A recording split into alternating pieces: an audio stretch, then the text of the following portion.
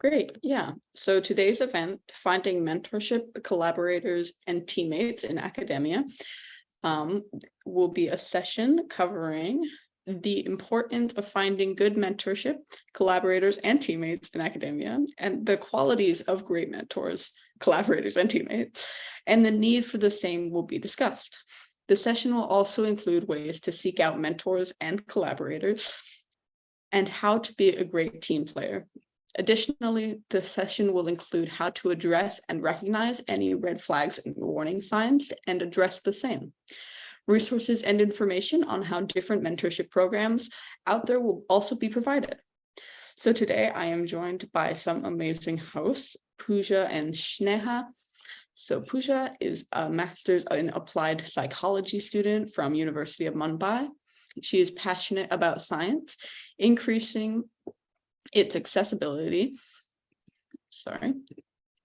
and research specifically in the areas of self-regulation, self-control, motivation, and emotions, and education. She is the founder of Psych Stats Club, an open science learning platform for statistics, and core team member of Project USPAS, which provides mentorship and resources for underrepresented students in psychology and allied sciences. She works towards reducing barriers and increasing accessibility and inclusivity in academia. And you can stay connected through their personal website and Twitter. Sneha is about to enter her final year of undergraduate studies, majoring in psychology with honors at Lady Shri Ram College for Women, University of Delhi. She is currently a Fulbright research intern, interning in under PI Samantha Plezia, a Fulbright scholar, in collaboration with Sangath ARG, and a research assistant at Penn State University. Interested in social and applied psychology, behavioral decision-making, and body image issues, Sneha is a core team member of Project USPAS, and she is committed to bringing transparency in the field of academia and is an active advocate for inclusivity and equal opportunities. You can also stay connected through their Twitter and LinkedIn. So without further ado, I will hand it over to our amazing hosts to introduce themselves and start their presentation. Take it away. Thank you so much, Cora.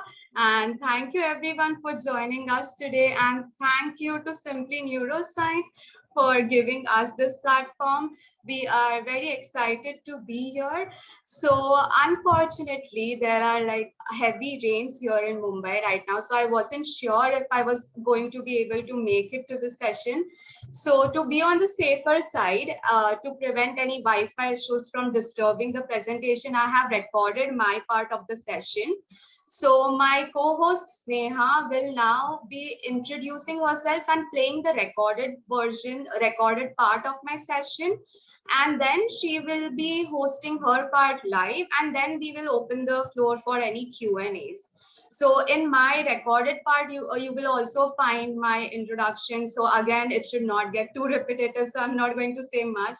So just hi everyone, and we are very excited for this. Thank you for joining. So Sneha, over to you. Yeah, hi everyone.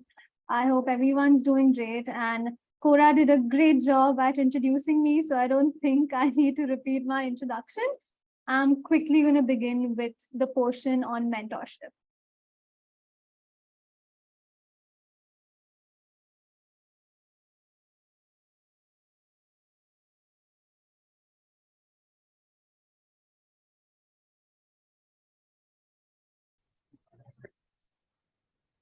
Hi everyone, thank you so much for joining us today. And today, as my wonderful colleague Sneha might have already introduced, our session is on finding mentorship, collaborators and teammates in academia. So I will be covering the mentorship part. So before I begin, I would just like to thank Simply Neuroscience for providing us this platform. And thank you to all of you for joining us. So I'll quickly just introduce myself.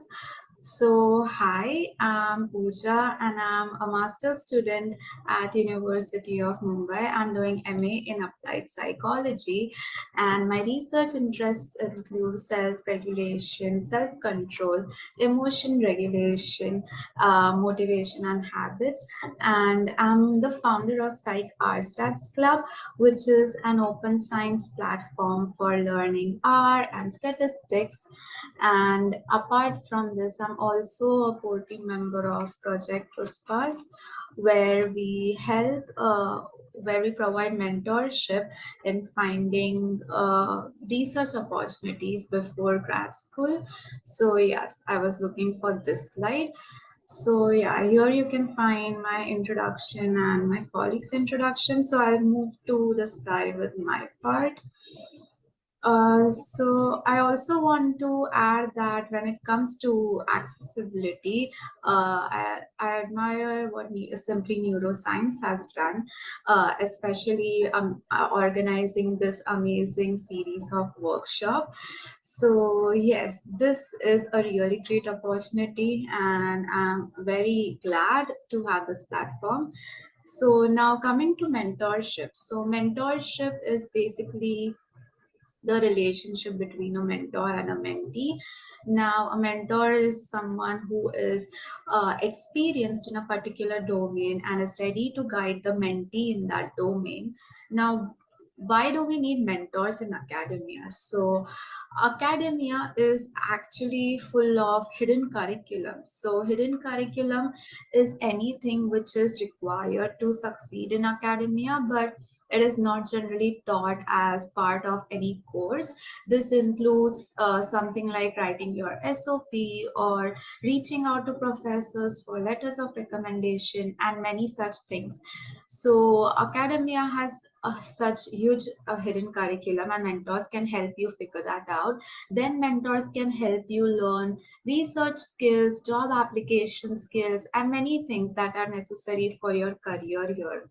And then because they are experienced, they can help you plan ahead in your career and find suitable uh, career development opportunities or job opportunities and research opportunities. And your mentors are also there to support you. Academia is tough and having a mentor who supports you is crucial. And now coming to concrete things that mentors can help with. So these are some concrete things that they can help with. For example, they can help with applications. If you're applying to grad school, be it PhD, masters, they can help you by reviewing it and providing feedback. They can also help you build your research skills and send you resources. They can help you with applying to different research opportunities and also to find collaborators. Uh, and then there are also mentors who can help you, who can guide you through various stages of your academic career. So there are mentorship programs that keep you connected with a mentor even after you have got accepted to a grad program. So even after that, you can stay connected to your mentor who helped you get there, and they can still help you navigate grad school. And one thing a mentor here cannot help you with is personal life. Generally, in academic mentors, they help you with all things related to academia. So if you're looking for help with application, research skills, and all of these things, a mentor here can definitely guide you. Next, when you are thinking of finding a mentor, you need to figure out what you are looking for. Like you need to determine what you need mentoring on. You do not necessarily have to have a clear goal yet, so it's okay if you do not know what you really want, but generally knowing what you need mentoring on helps you go to the right places to find mentors.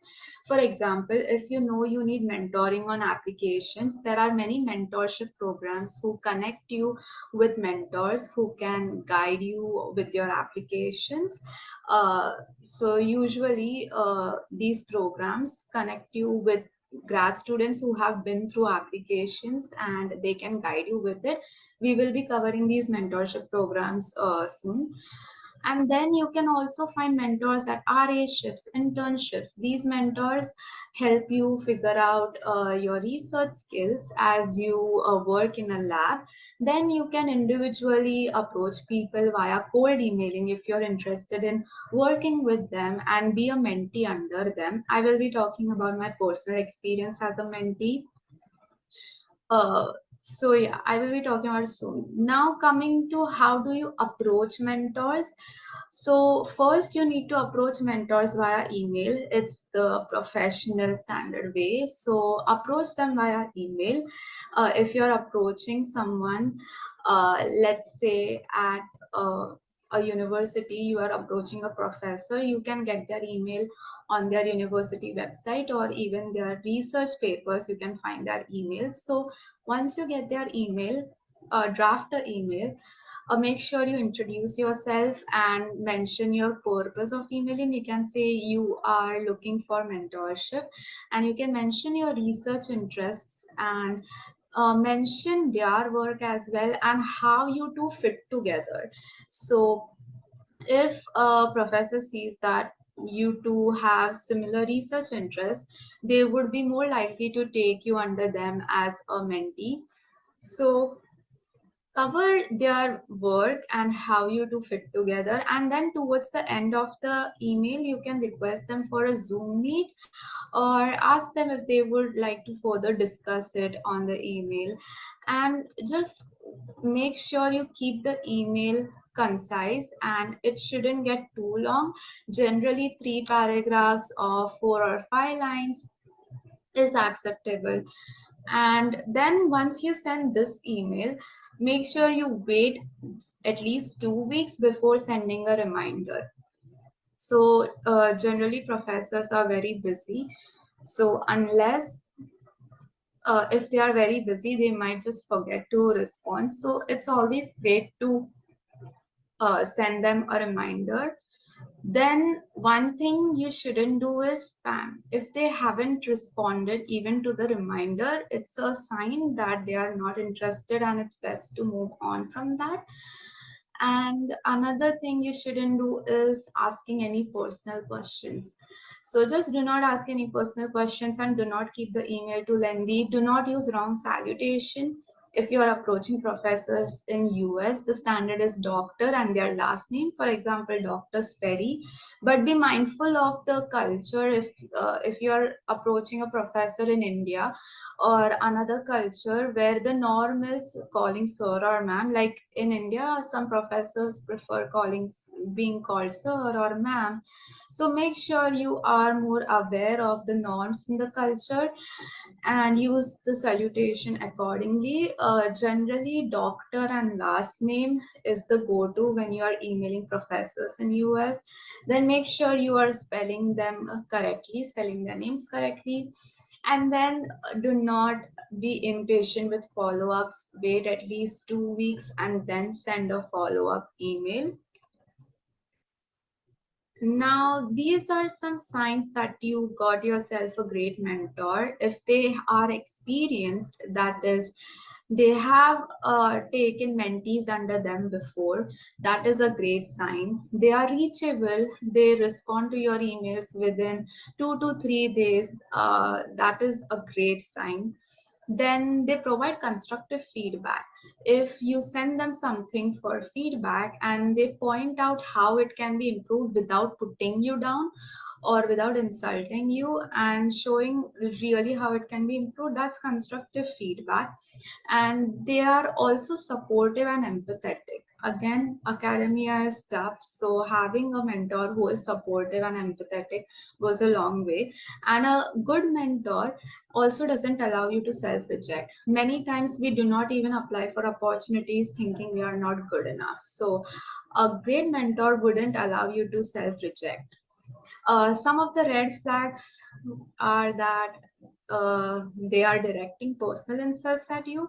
So this is a big no. Just they are just not a great mentor then, and it's best to end that mentorship relationship there. and they are also unreachable and disinterested. It means it's not a great mentorship situation. So also, if they are making you doubt your potential, or if you face any kind of discrimination, these are some huge red flags that you should be careful about. If you come across any of these, take a step back and evaluate if you want to continue with this person or not. And yeah, so we covered so far about how to approach a mentor and what a good mentor is. Now, coming to the mentee part, these are some things you can do to get the most out of a mentorship. You need to first figure out your own goals, what you're looking for, and then once you know what you're looking for, you also need to communicate that with your mentor. Your mentor cannot read your mind, so make sure you communicate it with your mentor, and also get to know your mentor. They are also a human being, and especially if you are working on a research, get to know about their work, get to know them, get to know your mentor. And this doesn't mean going on asking personal questions, but yeah, do get to know them. And also, you need to put in efforts from your side. A mentor is there to guide you and not to do the work for you. So you need to put your own efforts and then ask for help where it is needed. If you do not ask for help, they won't read your mind. You need to ask for help and accept constructive feedback where you feel it will help you. So uh, generally, when you approach a mentor and they give feedback, initially it can be tough to accept. A lot of people do not do very well with accepting feedback, and even I had a tough time accepting some feedback, but I realized that accepting constructive feedback goes a long way in improving what we are doing. So if you feel that feedback can really improve your work and it is constructive, that is, they are not putting you down in any way or insulting you, then try to take that feedback and implement in your work. So this way you are getting the most out of a mentorship. And yeah, so now coming to some resources. So these are some resources for finding mentors here, and we have linked the page to each of these mentorship programs here. So we will be sharing this PPT so you can check out each of these links. So first is Project Short. It connects you with students in grad school, and so they have already been through the application process. And grad students as mentors are amazing because because they have been through it, they are great at guiding you as well. So apply to Project Short if you're looking for guidance on your applications when you are applying for grad school, or if you would just like a grad student as a mentor. Then there is Next Gen. Next Gen also connects you with mentors, and these are also grad students, and both of them take undergrads as well as mentee. So if you are an undergrad, uh, most of these programs, mentorship programs here, accept undergrads as mentees. So almost, yeah, all the mentorship programs here accept undergrads as mentees. Uh, Not everyone accepts high school students, so but Simply Neuroscience has Action Potential Advising Program, which is a program for high school and undergrad students interested in neuroscience. It connects them to mentors who are professionals in neuroscience. So do check out this program if you're interested in neuroscience. And then there is Project USPAS that I'm a core team member of. So Project USPAS provides mentorship on finding research opportunities and building research experience before applying to grad studies. So Project USPAS helps with finding research opportunities to build your research experience before you apply to grad school. And then uh, coming to diversity events and application feedback, So these are 2 to 3 day events that are organized by universities. And during these 2 to 3 days, there are workshops, there are different panels discussing grad studies and grad school life.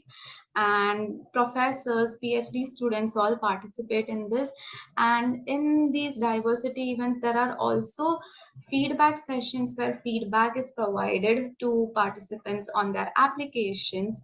There is this particular feedback program called application statement feedback program, which uh, which provides double-blinded feedback on your application statement.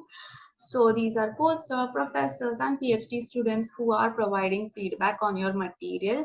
So do go through these links and check them out. Also, Psych Research List is a great resource. You will find all kinds of research opportunities being posted there, be it RA-ships, fellowships. So you will find all of these research opportunities at Psych Research List. And one way to find a mentor is by looking for these research opportunities. So when you apply to a lab, you generally get a mentor who helps you in building your research skills. So these are some other ways to build your these are some other ways to gain mentorship. So it is RA-ship, fellowship, summer school. So all of these things uh, do give you a mentor and can help you build your research experience and help you navigate your career better. And you can also reach out to mentors by requesting collaborations. So I'll be talking about my mentorship experience now. So I'm very fortunate to have had many amazing mentors, but unfortunately I can't cover all of them right now. So I'll be talking about 2 really special people. So one is Professor Marie Hennicke from University of Siegen. Well, now she is in a different university. So she is from Germany, and I was really interested in her work, and I reached out to her on email, and she was very kind to offer me mentorship. And I'm collaborating with her on a study. So she helped me gain various research skills. So I learned how to pre-register. I learned many different skills, be it planning data analysis or be it conceptualization. So I learned many different things from her, and I'm very grateful for that experience. And another mentor I want to talk about is Nikita. So Nikita is someone I actually met through Twitter, and when we met, she was very kind, and I had so many doubts, and she took the time to just talk to me and clear my doubts. And I am very grateful that that an interaction actually turned into this amazing friendship that we have now. She is one of my closest friends now, and I'm very grateful to have her. So she is not only my closest friend, but one of my best mentors right now.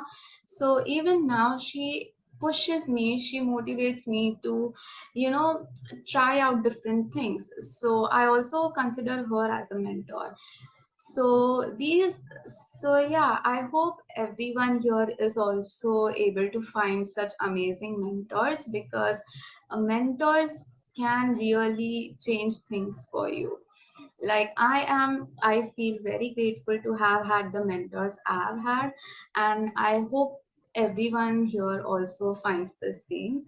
So yeah, that is all for mentorship. Thank you so much everyone for uh, joining us and listening to what we have to say. And uh, I'm very grateful to have had this opportunity. Now I will hand this over to my colleague Sneha, who will be taking her part of the session live. So for my So yes, thank you so much, everyone. And now it's going to be all live. I'm going to take the next portion of this session, which is on collaborators and teammates in academia. Now, all this talk about collaborations are super important, but why? Because collaborations bring together different people with unique skills and knowledge to work on projects together. And all of academia is basically based on collaborations. So you can get better results in your research by combining different ideas and perspectives. You can make progress faster by working with others. And collaborations, of course, give us the chance to meet and connect with more people in our academic and professional fields. And by teaming up with others, there's also another unique advantage. You increase your chances of getting funded and grants for your projects. So it's all just really cool. And there are a lot many types of collaborations. Number one is the classic research collaboration. Number two is the activities collaborations. So if you're working together on an event like, say, a workshop or a seminar, or even science fairs. So what Pooja and I are doing right now, we're collaborating on an activity. Similarly, we have initiatives collaborations when people team up to work on projects that have a broader impact, like creating educational programs or organizing community outreach activities. So like what Simply Neuroscience does. And of course, interdisciplinary collaborations, super, super cool. People from different fields and areas join forces. And there's, of course, a lot of merit in combining knowledge from different fields. So that was a basic overview. Where do you look for collaborators? So number one, the most important point, conferences and workshops. I'm going to cover more on that later. Asking your own faculty and mentors. So consulting with your own faculty members or mentors who may have connections with other researchers or collaborators can also prove valuable, and they can provide valuable guidance and recommendations. Similarly, you can join a lot of professional networks or associations, so like the APA network related to your field. You can engage in discussions, attend events, and connect with fellow members who share similar research interests. And then maybe you get to collaborate. And there are a lot of online platforms and forums as well, which I have linked towards the end of this PPT. So they are specifically designed for collaboration. Off the top of my head, ResearchGate, academia.edu, Collaboratory. You can participate in relevant forums, groups, and discussion boards to connect with researchers worldwide, not even just limited to your country. Approach them, collaborate with them, super, super cool stuff. So how do you approach collaborations and conferences? Now, of course, conferences, they provide us with exciting opportunities to connect with researchers, scholars, professionals from diverse backgrounds. What you can do is take advantage of the networking events and not just poster sessions, but also receptions, coffee breaks to meet new people and potential collaborators. You got to engage in conversations with them, with researchers whose work aligns with your interests or complements your own. Similarly, you can attend meetups and special interest groups. Special interest groups, often abbreviated as SIG. So for example, off the top of my head, ABCT, the ABCT conference has a special interest group. So some conferences host meetups or gatherings for specific interest groups or research areas. And of course, you can find like-minded individuals there and explore collaboration possibilities. You can also seek out joint workshop opportunities.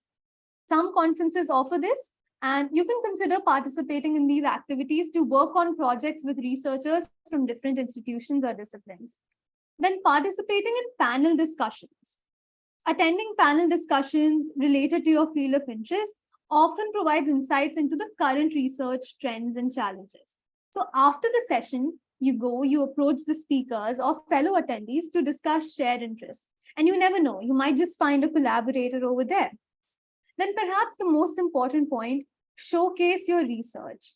If you're presenting a poster or giving a talk, use the opportunity to showcase your work and expertise. Engage with audience members who show interest in your research, as they might be potential collaborators or have valuable insights to add. And it doesn't even have to be a published research. You can present a pre-data study. I recently presented one. So that's also a very cool opportunity. Other than that, I would recommend all of you to prepare a concise pitch about your research interests and potential collaboration ideas. Always use elevator pitches or short statements that highlight the value of collaboration and the potential benefits to both parties. So if anyone approaches you, you know, okay, this is my stuff. And of course, not mentioned on the slide, but you can utilize social media and conference apps. Many conferences now have dedicated applications or social media platforms for networking. So of course, don't shy away from connecting with people over there. Express your interest. How do you approach collaborators? This is sort of similar to what Pooja covered when we approached a mentor.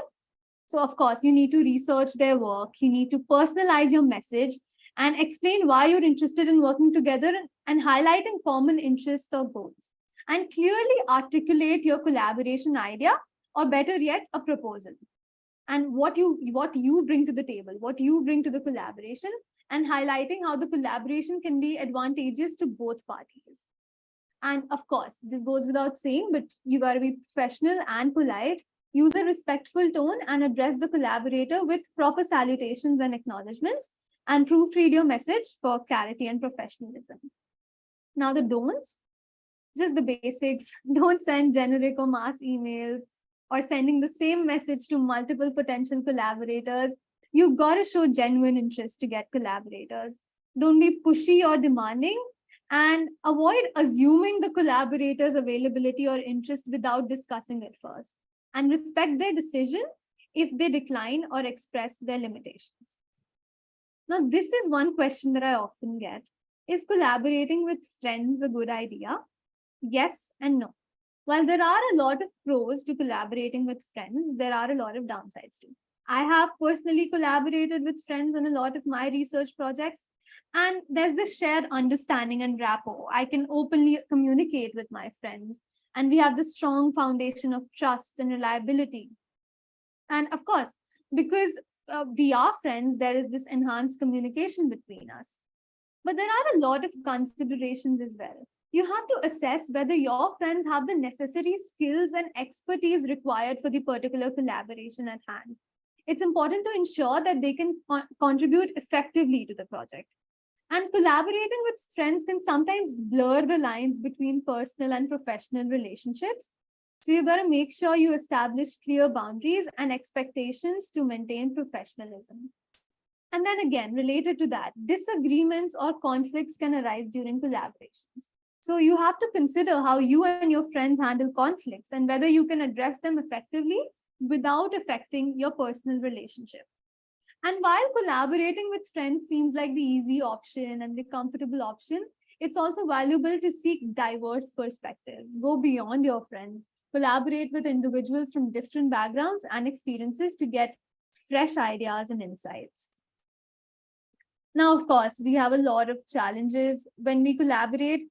To start off, some collaboration red flags. Make sure your values and goals align with your collaborators, and collaborations only work when everyone feels heard and respected.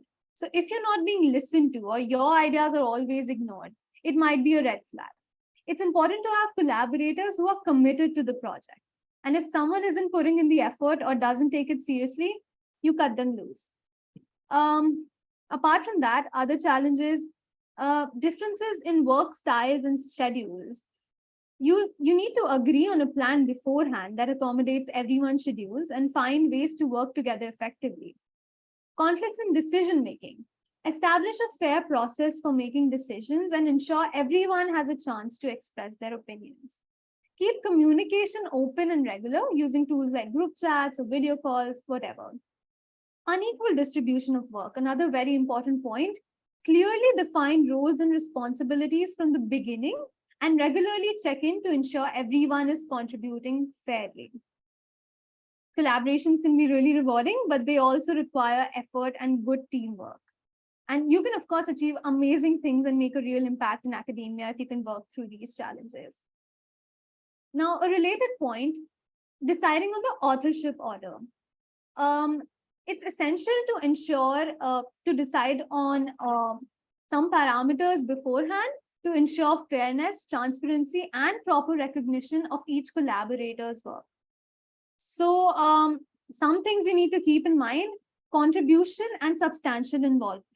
The first author is typically the person who made the most significant contribution to the research or led the project. Subsequent authors are usually listed in descending order of their contribution. Intellectual contribution. Individuals who contributed substantially to the conceptualization, methodology, data analysis, and interpretation of results are often given priority in the authorship order. And the primary responsibility for writing the manuscript is often taken up by the first author or shared among the first few authors. The last author is often the senior researcher or mentor who oversees the entire project. And then review and final approval. All authors should review and approve the final version of the manuscript before submission, ensuring they agree with its content and conclusions. So these were just a few things you need to keep in mind. And of course, the correct format for authorship. There are some standard practices. You list the first author's name first, and you use commas to separate the names of multiple authors. If there are numerous authors, some journals use et al., meaning and others. And you're also supposed to include the affiliations of each author, such as their institutions or research organizations. So to prevent disputes and misunderstandings, it's essential to establish authorship agreements at the very beginning of the collaboration. Now we come to the next portion, teammates. Of course, collaborations, teammates, they go hand in hand. We can't separate them. If you're collaborating, you are in a team. And why do you need to be in a team? Because everything in academia involves working in teams, not even just collaborations. If you work as an RA at a lab, you're working in a team. If you go to a conference, you're working in a team. If you're a part of some society or association, you're working in a team. And big team science is a word that has been going around, which I'm going to throw some light on in a few minutes. Of course, there's a lot of merit in being a good team player. A good team player actively participates, listens to others, respects their ideas, contributes their fair share, not overdoing it, and completing their tasks on time. Of course, also being supportive and encouraging to teammates and creating a positive and friendly environment. Reasons for being in a team. Being in a team allows you to work on more significant and exciting projects. And teamwork can make challenging tasks more manageable by dividing them among members, and you can achieve more and make a bigger impact. Now, when we talk about big team science, what even is big team science? Big team science premises itself on all that we just talked about. It's when a large group of researchers or collaborators pool their resources for a common goal, and they bring together experts from various fields to address complex challenges. So it involves a relatively large number of collaborators who may be dispersed across labs, institutions, disciplines, cultures, continents. And this is contrasted to the system of science which is prevalent right now, which is small team science, which is usually organized around a single principal investigator or PI and their dependent trainees. Psychology has recently started to witness an increase in such big team science projects. And we also see rise of consortium authorship, in which a publication is credited to a collective entity rather than a group of individuals. So no first authors, or in which all members of the collaboration are listed alphabetically on all publications to render the individual subservient to the collective. Authorship lists keep getting longer, and the proportion of papers involving multiple disciplines and international collaborations is increasing year on year, and for good reason. Team science works. So to end, what makes for a good team? Diversity and complementarity in skills, effective leadership and organization, and a mix of breadth, that is big picture thinkers, and depth in knowledge and expertise. Team science is beneficial for scientific progress, and we should be facilitating it at every opportunity, rewarding and recognizing it through our own career pathways. So these are some of the resources that I've had added with working links. Collaboratory is an online platform to match with collaborators. Psyching out Slack. Now, this is one Slack channel which has been of such great help to me. I cannot possibly understate its importance. You just go on there. There's a collaboration section or channel in the Slack. And you go, okay, I'm interested in this. Is there anyone who is researching on this and would want to collaborate? Or you go, I'm interested in researching more on cognition in babies. I want to do this, timeline is this. Would anyone want to collaborate with me? Hit me up. And in like an hour or so, you get like 5 responses. Oh, I would love to join in. And it's so crazy to see how people from all diverse perspectives, someone's a high schooler, someone's a PhD, and they're all collaborating together. It's a lovely, lovely place. You must join that. And then there's also a lot of merits to joining a conference. Psyching Out is doing a free conference. I've linked that over here in case you guys would be interested in that. And then I've just linked academia.edu, ResearchGate, other places where you can find collaborators. So that was pretty much it for the content. Now for the questions, over to Cora if you would want to moderate that. And I'm also going to open the chat box. Totally. Thank you so much for your presentation. It was fantastic. So yeah, we'll head over for the last part of this event to go over into a Q&A. And so I've just gathered some of the questions that have been coming through the chat, but please feel free to add more. We love your questions. So one of the first ones we have is, how should you overcome hyper-independence when you're working in a team? Sneha, do you want to take that or should I go? I think I can try. So I'm assuming that the participant by hyper-independence, they mean this need to do stuff all by themselves and not take help from others. If I'm not wrong, then I don't know. I used to be like that earlier in teams, but it has taken me a lot of experience to overcome that. I think you just gotta learn that you always only get the best results when everyone is contributing their fair share, and you need to learn how to seek help. And you need to learn how to delineate tasks. This was something that I had this problem for the longest time ever. But there is a lot of merit in assigning tasks to others. There is also a lot of merit in learning how to be assertive and saying no, and knowing what are your boundaries, and okay, I cannot take this task up, or okay, this is not my area of expertise, I cannot be doing this. And just knowing that not everyone is good at everything. So whatever is your area of expertise, you do tasks in your area of expertise, and you delineate the others to others who would be better suited to work on that. Pooja, would you like to add something?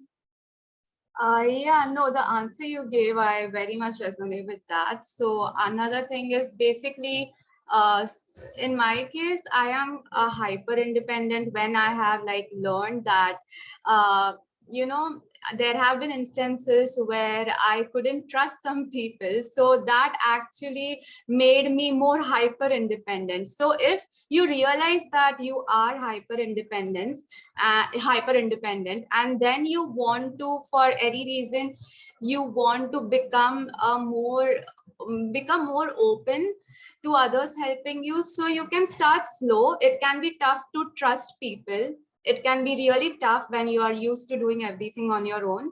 So you can start small and maybe ask whoever you find the most reliable in the team. You can start with them and start small. Ask them to do maybe a small thing for you if you are busy. So yeah, take small steps, because when you are hyper independent, it is tough to, you know, let people do things for you. So if you do realize that, just start small and see someone in your team who you can trust. And then, yeah, ask them something you wouldn't mind them to do. That's some great advice. Thank you. I'll go to our next question, which is, how do you go about looking for and researching a topic for a poster presentation?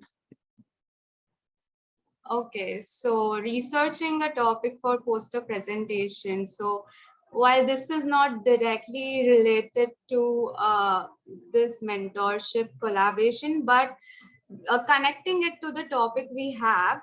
So if you are trying to research a topic for poster presentation, if you are doing it alone or if you are doing it with someone, for example, if you have a mentor with you, they can help you out even with your posters. So usually if you work in a lab, someone will help you out who is helping, who you are assisting. So they help you out with the posters. So if you get a mentor or even if you are collaborating with someone, so you can directly ask them whatever help you need with the poster. And this question is about a research, and so we cannot really go in depth on how to create a poster presentation right now. So what I would say is, connecting it to the topic here, if you have a mentor, they can also help you out with researching a topic and creating a poster presentation. And there are amazing resources out there on posters, or basically if you just go on Twitter, you will come across many academic posters. So if you look through different conferences and their hashtags, you can look at different posters and maybe you'll find some inspiration. So you can just check out how people go about creating different posters and start from there. And approaching a mentor would be the best, as someone who has experience, so it is not very overwhelming if you're doing it for the first time. So yeah, that's what I can say right Add now. something. If I think Pooja is very correct in saying that you can always approach your mentor, and I'll just quickly share my experience. So right now I'm a Fulbright research intern. We did this very long, very intensive, but very interesting qualitative study on alcohol use, body image issues, stuff like that in adolescents in Goa, which is a state in India.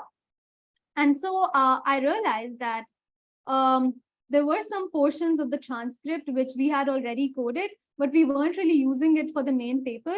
So I reached out to my supervisors.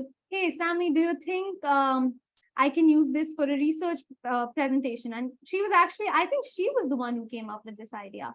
And she was like, yeah, and now we're working on a poster to use all of that data. So mentors are always valuable resources in that sense. And other than that, if you would want more research specific advice, you can maybe text me or Pooja separately to respect everyone's time in this session. Great, thank you so much. I'll move on to our next question, which is, how should you connect to a mentor, specifically finding someone who you feel is related to your interests and fields?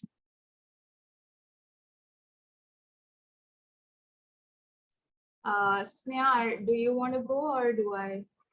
No, mentorship is your area of expertise. Okay. So the question is about how to connect with a mentor.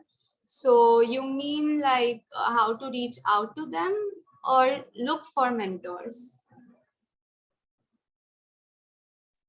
I think this question was more geared toward finding somebody who you feel is related to your interests, or maybe what you're studying, something like that.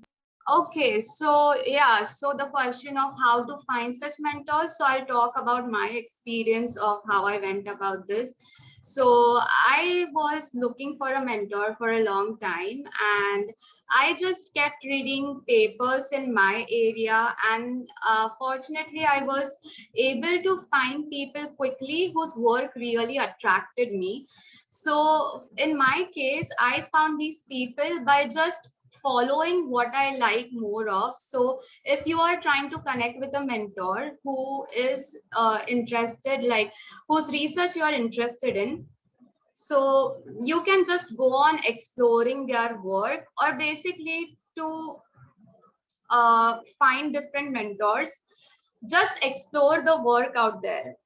So basically, if you want a research mentor, just explore your research interests and try to find work of all the researchers working in your area, and then try to see whose work attracts you the most. And then you can maybe try approaching them if they are ready to take mentees. So it's like you have to first explore by yourself what you are looking for, if what kind of research interests you, and just find the kind of people who are involved with that. And the best way to find is, one is Google Scholar for finding researchers, and second is Twitter. So Twitter is full of hidden resources, and you will find most professors and researchers on Twitter. So you can also use Twitter for all of these, just exploring all the research out there. So yeah, I would say to connect with a person whose research interests you, just first explore what interests you, and then try to find people who are involved in that area, and then reach out to them. I hope had this just one makes sense. small. I just had one more addition to this. I think what Pooja said makes complete sense. If you're talking about the mentor-mentee match and fit to see if you have similar experiences, I think most of the programs that Pooja mentioned in the slide, most of them do a pretty good job at matching you with a mentor with similar backgrounds or similar experiences, or who's ready to help someone in a situation like yours. You're asked these questions in the form. So I think you don't need to worry about that if you go for the programs as well. Yeah, thank you so much for that, Sneha. That's an excellent point. So if you go to a mentorship program, you don't need to worry about how to connect with them. The mentorship program will take care of that. Great. Yeah, that's some really good advice. Yeah, so if we have any more questions, please put them in the chat. Otherwise, if there's anything you guys would like to add, I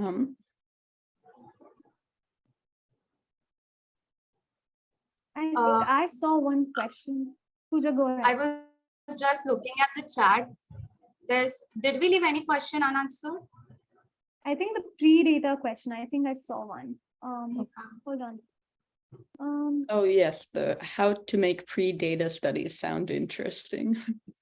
Right.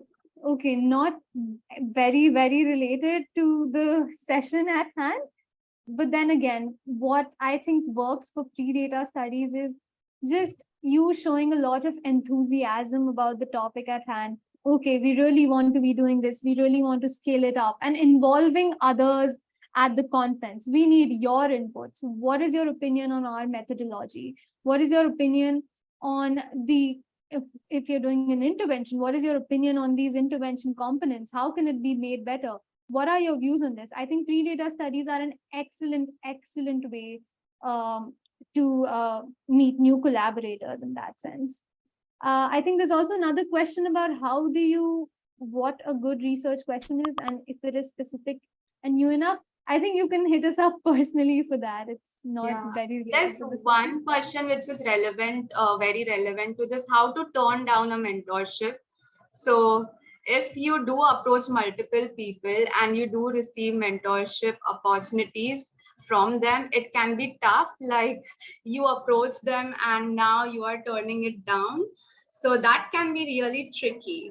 So, but yeah, if it's possible to have two mentors, if you have not approached too many people, you can actually decide the timelines with these different people of, how you two are going to work together. So you first need to decide whether you want to keep these mentors or not. If you feel like you are really interested in having them as a mentor, you can discuss with them like the timeline of what you will be working on and how they will be mentoring you. So it could be that I'm taking the example of reaching out to some researcher or professor who you want as a mentor. So it could be that a professor is not immediately available to work with you or mentor you. So they might say, maybe we can start working a bit later. So in that case, you wouldn't have to worry about this clashing. So you can basically decide with the mentor how you want the mentorship to be. So because you approach them, you both can, if they agree for this, try to talk to them and see what can be done and how you both can create a timeline such that it is the best fit for both of you. And apart from this, if you do not want a person as a mentor anymore, it can be tough, but it's just in a polite email, you can just say, because you some things have come up, you can no longer make space for this thing. So, but you would love to reach out in future. So, because their work still interests you. So try to draft a very polite email explaining why you cannot take it any longer. So yeah, these are some things. Sneha, anything you want to add? Yeah, for the research offer, so I personally faced this. I applied to 2 positions. I got both of them, and one of them was paid, the other one was not. So I had this preference towards the paid one, and of course, the research question interested me more too. And then I was in a fix. What am I going to do? I've got an offer from this Fulbright research thing, and then also from University of Surrey. So I just sent them a polite email, and I was pretty honest about it. I said, at this point in time, I also have my exams. I cannot be juggling 2 research internships. And I got an offer from this, which better aligns with my interests. So at this point, I'm not going to be able to go ahead with this offer. But thank you so much. Thank you for being so generous. Thank you for taking out time. We'll definitely reach out to you in future. And they were they were kind enough to accept this rejection and to take it in stride. And they were like, yep, totally, we'll keep you updated if there are any other openings. You can keep us updated if you would want to join us at a future date. So you just got to be honest with them at some time. I think that's a really great response. I think we have time for one more question, which is, what requirements do I need as a high schooler for research or to approach a mentor if I don't have any experience?